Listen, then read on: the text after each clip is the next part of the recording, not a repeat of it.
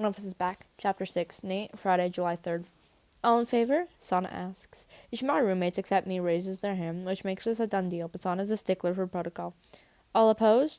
My hand shoots up. Sana, our self-appointed house leader, even though she's been here only a few months, glances my way, and then at the girl perched beside me on one of our lopsided living room futons. Bronwyn, you don't live here, she says. You don't get to vote. I'm still opposed, Bronwyn says, defiantly raising her hand higher. Noted. Sana says, tapping her knuckles on the coffee table like a gavel. The motion to let Reggie Crawley stay in the house hereby passes. Bronwyn sits up straighter, which I didn't think was physically possible, and says, You're all making a huge mistake. I rub a hand across my jaw and glare at my roommates. I knew we were going to lose this, that I was going to lose this. But the thing about being with Bronwyn Rojas is you don't get to ignore shitty situations. You have to do something even when it's pointless. And then you have to keep talking about it. You're enabling Reggie and putting anybody who comes into the house at risk, Bronwyn continues. He says the girl knows about the video, though, Jehalo says, putting a stalk of bleached blonde hair off his forehead. I roll my eyes. You seriously believe him? Some people are into that kind of thing, Jaho says, shrugs. Who's to say? How about the people who went to high school with Reggie and know about his creepy modus operandi? Bronwyn asks. He doesn't care about consent. Trust me, that girl had no idea she was being filmed, and she definitely has no idea that he shared it. That's why we're here, because last weekend I walked in on asshole Reggie showing a sex tape to Jaho and another one of our roommates, Deacon. They were stoned and not exactly worried about where and how Reggie had gotten the recording, but I knew. Went straight into Reggie's room, shut the door and curtains, and used my phone flashlight to look for reflections where they shouldn't be. Turns out the camera was on his alarm clock. I smashed it, but it's not like that's going to stop him from getting another one. Kicking him out won't solve the problem either, but at least it would be something. Didn't any of you see Katrina Lott's TikTok? Bronwyn asks. Blinks looks all around. None of my roommates except Reggie went to Bayview High, which is where Katrina went to. She graduated the same year as Bronwyn and me, and she unknowingly starred in Reggie's first ever sex tape. Katrina didn't talk about it back then, and she moved to Portland after graduation, but a few months ago she posted a video about how violating that tape made her feel. Almost everyone from Bayview High has seen it by now, and it made me hate Reggie even more. You should watch it, Bronwyn says. I'll send you the link. Okay, Sana says, but for now, majority rules. Sana won't admit it, but her vote is mostly financial. It's not easy finding new roommates in July, especially in a shack like this one with no air conditioning and stuffy closet-sized bedrooms. Toss Reggie, everyone's rent goes up, and by $150, Sana's even more strapped for cash than I am, and Jaho, Deacon, and Crystal are much better off. Nobody in this house gets any help from their family, or maybe it's more that, like me, they won't take it. My mother gives me a check every month, and I deposit it untouched so I can give it back to her in case she backslides and has to go through rehab again. My father does. We done? Deacon unfolds his nearly 7-foot frame from an armchair, yawning, and everyone follows suit except me and Bronwyn. You guys suck, I grumble. Deacon shrugs. Reggie's a dick. What can you do? I exhale a frustrated breath. I don't know, Deacon. Kick him out? Sana lingers in the doorway between the living room and the hall that the rest of our roommates file out. Her faded cotton skirt brushes the floor, which is the closest thing to being swept that it's ever going to get. Sana looks like some kind of old school folk singer with her flowy clothes and her fondness for wearing a headband across her forehead. She also plays the guitar badly, and she knows only one song, Years From Now. Years from now, I'm going to be forced to think about this house anytime Time of Your Life comes on the radio. Reggie will have to be on his best behavior from now on, she says, including 4th of July party tomorrow. Bedroom door open at all times. I snort. Way to lay down the law, Sana. That'll do it. It will. Trust me, Sana says before heading upstairs. When she's out of sight, Bronwyn mutters, This probably goes without saying, but I don't trust her. Uh-huh, I say.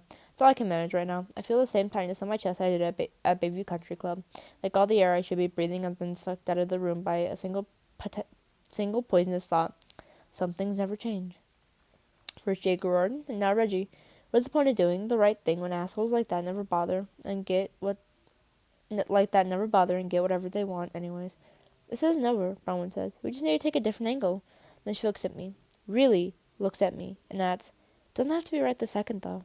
It almost makes me smile. Don't tell me Bronwyn Rojas is going soft. I'm not. I'm just getting better at knowing when to take a break.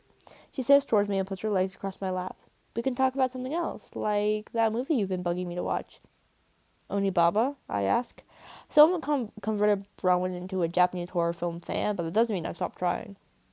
That's the one. It's old, right? Yeah, from the 60s. She lifts one hand to play with the hair on the nape of my neck.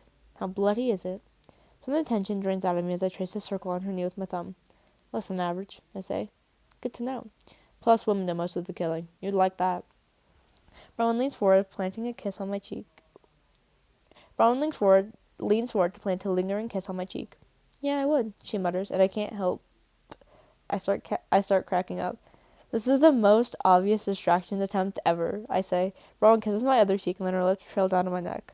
Are you complaining? She asks with a smile in her voice. All my negative thoughts disappear as I pull her toward me. Hell no, I say before lowering my mouth to hers. Her body melts to mine, fitting into places I forget exist when she's not around. I push her back against the pillows and kiss her more deeply, my hand sliding underneath the hem of her skirt until she breaks away with a laugh. Not here, she says, adjusting her glasses that have slid halfway down her nose.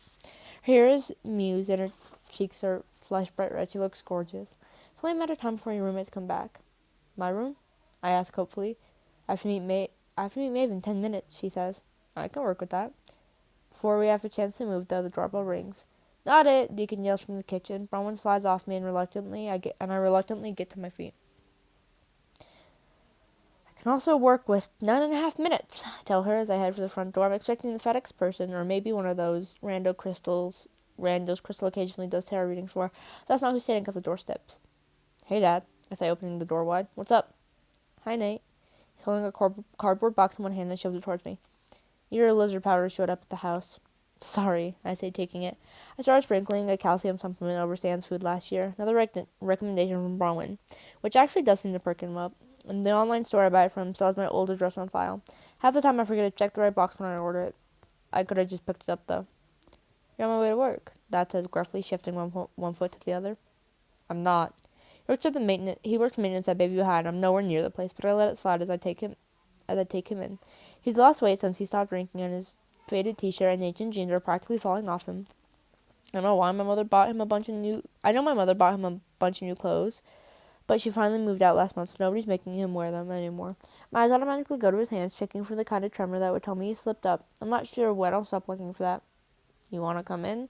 I ask, even though my mood plummets at the thought of losing what's now barely 8 minutes long with Bronwyn. I don't blame Mom for moving out. It's not like they had a real marriage anymore, and she spent more than a year helping Dad get on his feet through rehab. She deserves her own space, and it's not like she can keep him sober. He's the only one who can do that, but he's not used to living alone, so he's always making up excuses to stop by. Nah, it's okay. You're busy, Dad says, as I stray over my shoulder and adds, Hi, Bronwyn. Nice to see you. You too, Patrick. Bronwyn comes up beside me, hair smooth into its usual neat ponytail.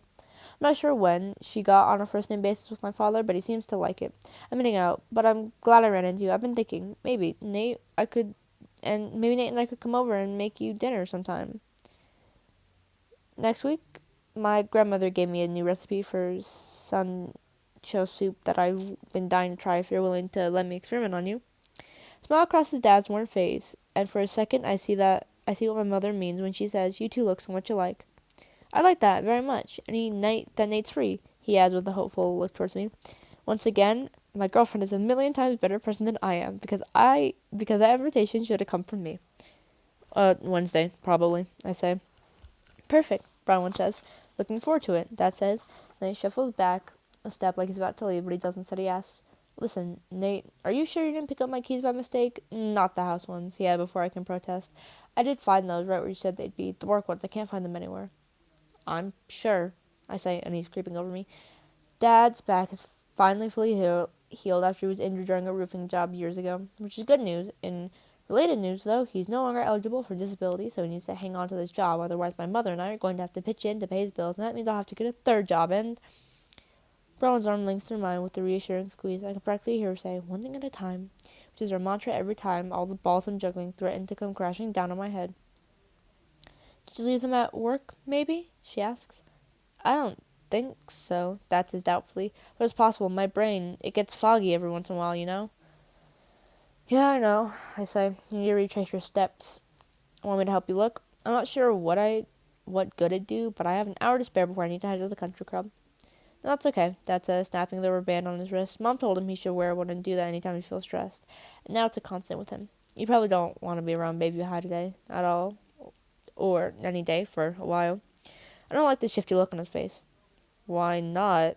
I ask warily. But if he's stashing whiskey balls at work, I will kill him. Not literally, but I want to. That kid, he works out there sometimes, Dad says. With his parole officer, at least. I think that's who it is. Some kind of cop-looking guy. I guess my brain can be foggy too, because Brahman catches on a lot faster than I do. Jake Riordan? She gasps, tightening her hold on my arm. You serious? Why would he be allowed anywhere near Bayview High? He's using the fields, Dad says, because it's some kind of thing they worked out with the court, then he can run around on the track for a few miles. I gape in disgust, and he adds, he's not allowed in the building or anything. Jesus, so much for keeping him on a short leash, I say, bitterly. Doesn't matter how much I try to shove guys like Reggie and Jake out of my brain, they keep coming back because people keep letting them. Yeah, Dad snaps his rubber band again. I know I wasn't around much when everything happened, but I don't like seeing that kid anywhere, really. Dad wasn't so much not around as he was passed out. But the general sentiment still holds. You and me both, I say. The more Jake waltzes through the town like he's a regular guy, the more people are going to start thinking that he is one. And the more impartial trial he's supposed to get will suddenly be biased in the wrong direction, instead of jurors looking at him like a criminal, the way they should have, the way they would have looked at me if I'd ever been in front of them. All they will see is Bayview's golden boy. Some things never change.